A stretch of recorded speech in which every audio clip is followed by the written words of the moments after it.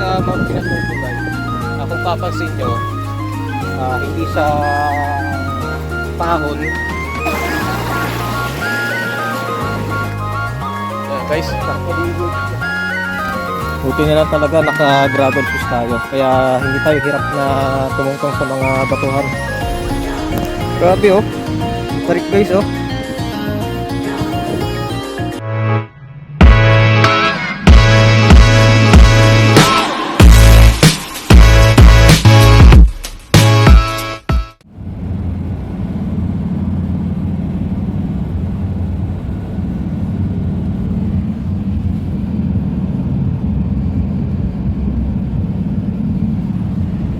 Alright guys, as for now, stop by muna kami dito sa Lakeshore, Pampanga.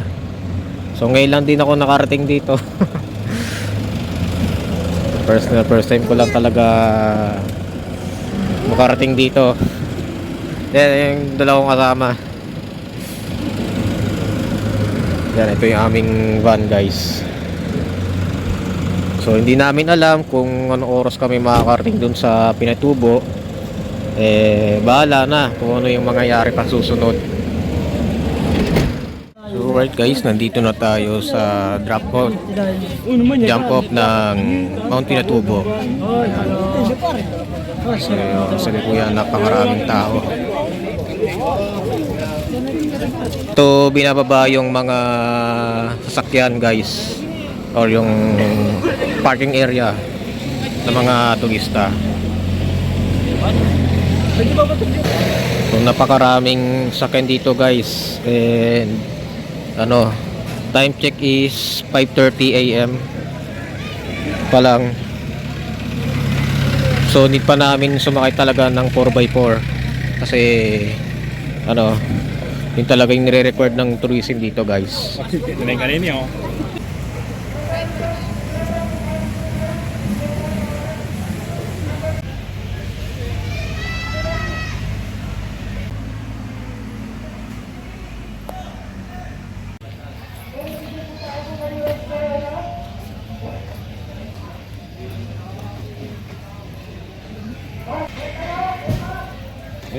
Peso. Nakasama siya.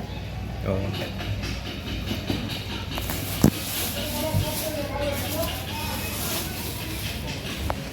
Baliktad. Mga baliktad daw kanya. So yan guys, medyo lumiliwanag na.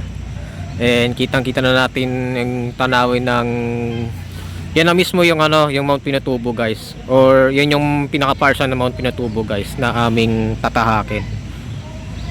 So yun, hintayin na lang namin yung yung mga Aita na tour guide daw, and then gogoro na kami. Kami sa 4x4.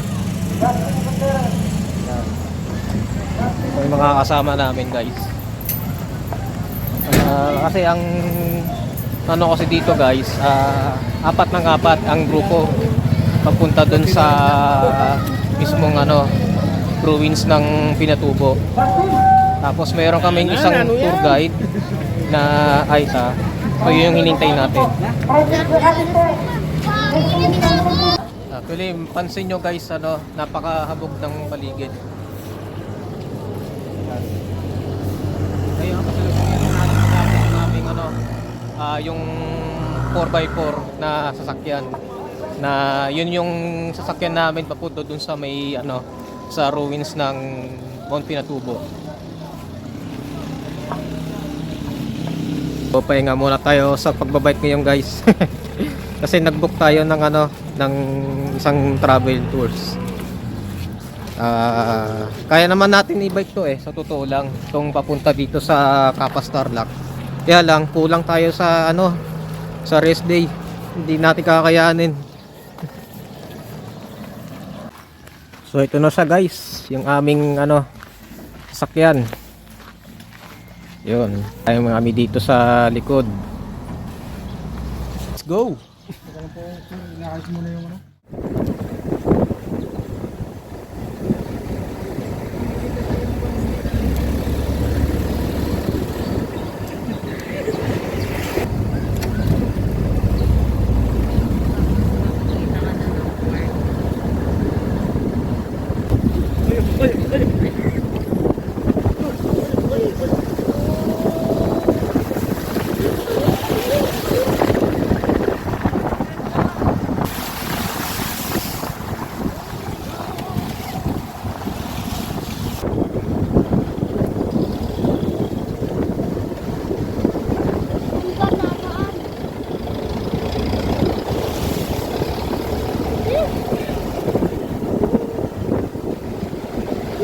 Guys, nandito na kami sa ruins ng Mount Pinatubo. Yan. Ay, grabe, may nakita akong sasakyan. Yan, oh. Siguro lumubog yan nung ano. Bakas pa rin sa alaala yung ano, yung nangyaring disaster dito, oh. Tapos ano, ito yung guys yung ano, yung malabuhangin na diadaanan namin ito. Ito yung ano, yung lahar. Yun yung ano, tinawag din itong beautiful disaster kasi naging tourist spot siya. Pero kung maaalala mo yung nangyari nung 1991 nung sumabog itong bulkang ito, actually naging ano na siya guys, bulubundungin na kasi nga yung ano, nawasak na kasi siya. Ayun, bakas yung ano, bakas yung crack ng ano, parte ng kabundukan nung time na sumabog ito. So itong dinadaan natin guys, ito yung dinadaanan ng ano, ng lahar noon yung sumabog ito.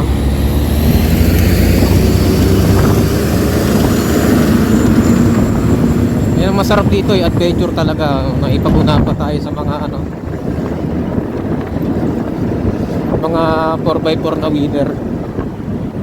Oh, yan, oh. So yung crater, hindi ko alam kung saan pa nakalocate. Siguro dun yun sa may yung bundok na yun, yung may maulap na yun. So pupunta natin yung guys.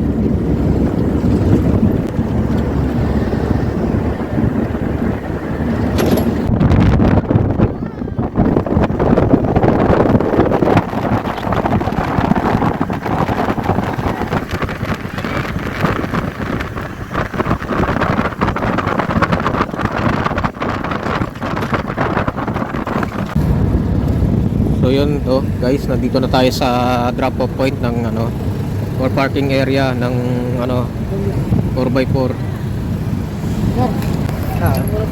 Oo. Kaya pipicture muna tayo. Okay, nasa Kalate pa lang po tayo. Yan.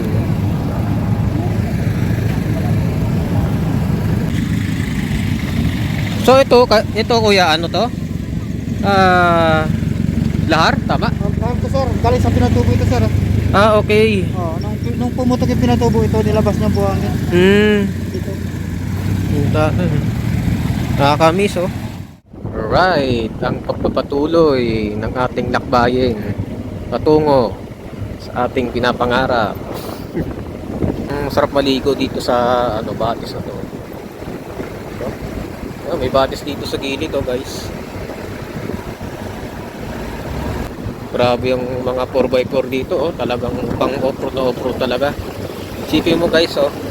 Talagang kahit yung mga ano, mga batis ano, sinusong nila, kayang-kaya pala ng kayang-kaya talaga ng sakyan ito. Kasunod pa namin. Parang sarap mag-invest ng ganitong sasakyan. Talagang pambuntok talaga. Grabe. Isang hangin. Nakakabis, oh. Yun yung paak ng ano, oh. Torso ng ano, ng bultang ito. Bakas pa rin yung ano, oh, yung disaster na nangyari. Right guys, we're finally here at drop off point ng 4x4. Yan. Ito yung sinakyan namin. Actually mga ka-istorya, meron kasi akong dalawa talagang kasama. Ngayon hinahanap ko pa kasi hindi ko na talaga sila makontak. Kung anong mahina ng or wala na talagang signal dito sa bundok na ito. Kaya yung mga yun, ay nako, Nasaan na? Ah.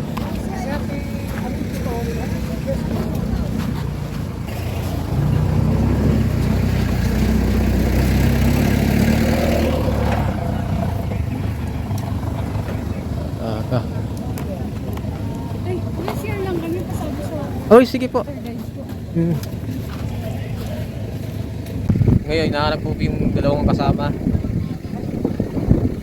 Ang nangyari kasi, naghiwalay kasi kami ng mga kasama ko, and yun nga, dalawa lang yung kinuha doon sa isang sasakyan.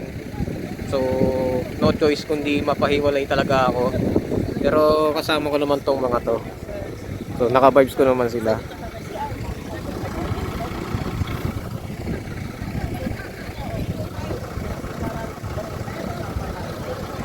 Ayun, hindi ko sila makontak kasi wala nang signal dito sa bundok. So, nasa kaya sila. Ayun, ang daming turista oh.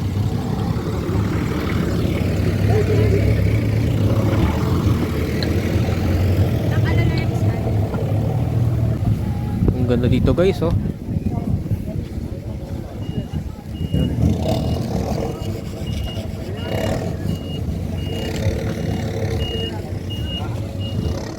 Alright, ang pagpapatuloy. Baka siguro yung dalawang kasama, baka doon na lang kami magkita sa ano, sa crater. So, ate, di ba ano, hanggang sa pagbalik tayo pa rin po magkakasama, no?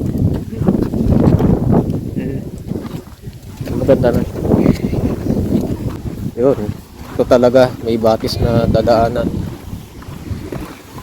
Sana kayanin ng sapatos ko, or else magbubat tayo ng sapatos at mag-i-stepping tayo. May batis dito. Sarap sana maligo dito. Kami maglaba?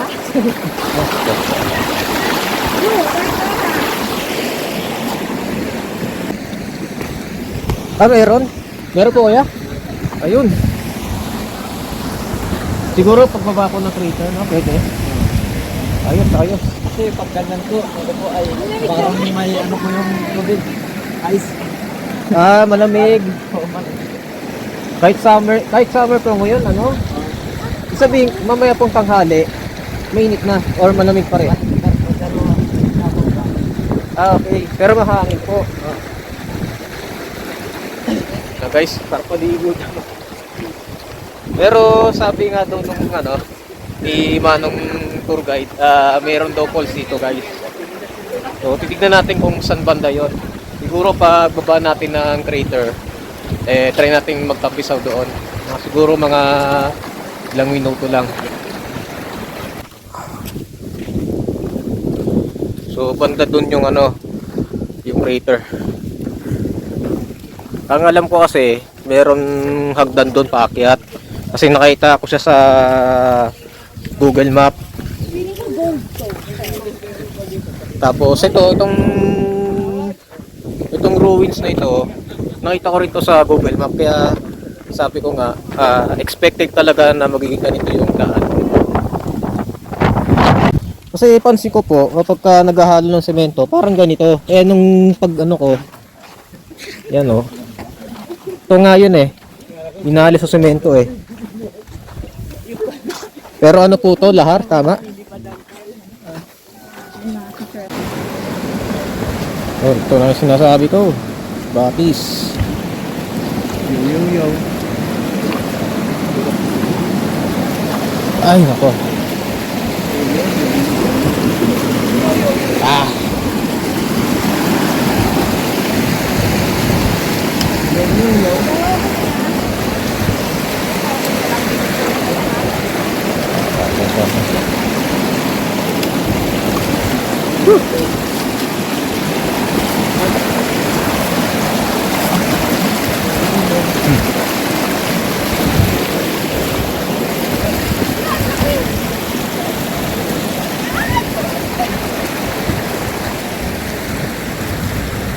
So, sa Mount Pinatubo guys, kung papansin nyo, hindi sa pahon, unlike sa ibang bundok na pahon. Ito kasi patag lang siya, pero puro ano, Puro lubak yung daanan.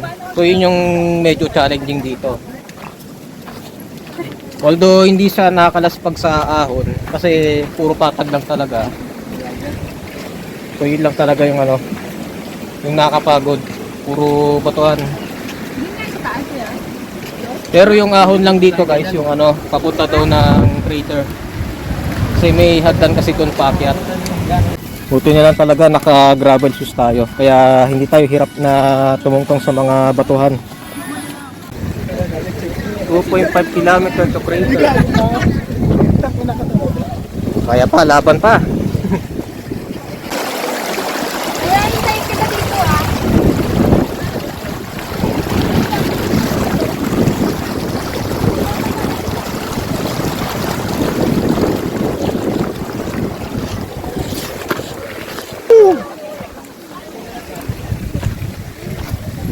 Palag na palag sa ano, sa agos ng batis.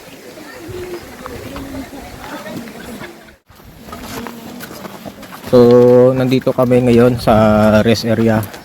So itong rest area to guys, pahingahan muna bago tayo makarating dun sa bunganga, dun sa mismong summit, yung pinaka finish line nito. Kasi nyo, daming ano dito, maraming tindahan. Pahingahan.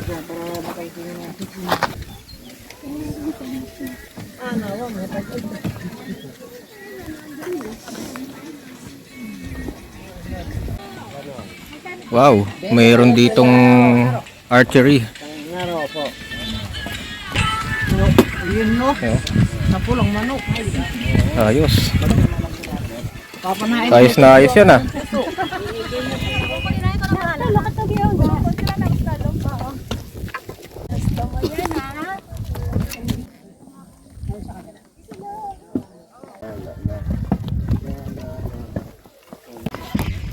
Grabe yung akyatan guys, oh, pababa dito sa Crater Lake.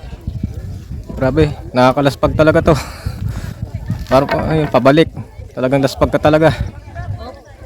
So yun yung ano, yun yung view deck guys. Yung may park. Tapos nandito tayo ngayon sa mismong ano, Crater Lake. So bababaan natin to.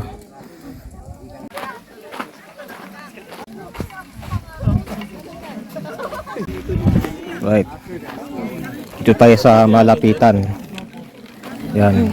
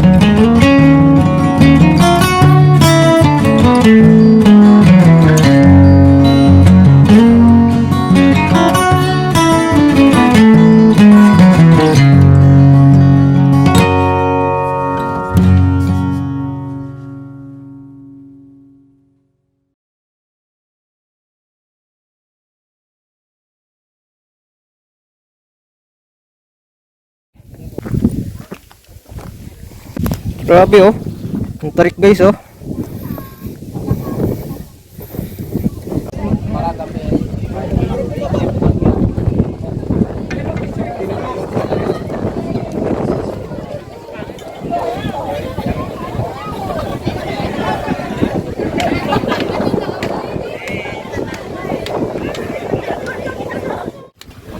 Yun, ito pala kayo. Sunod lang kami sa tour guide. Water Oo. lang po kami. Sige, sige.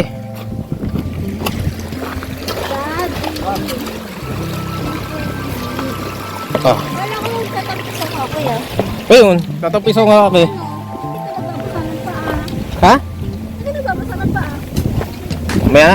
Hindi, kasama ko yung mga ano yun, oh. May pulse daw dun sa may ano.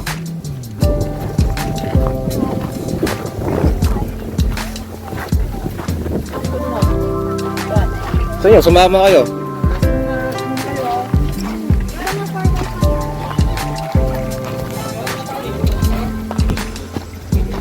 Ang init. So, balik na uli kami sa ano, sa aming headquarters.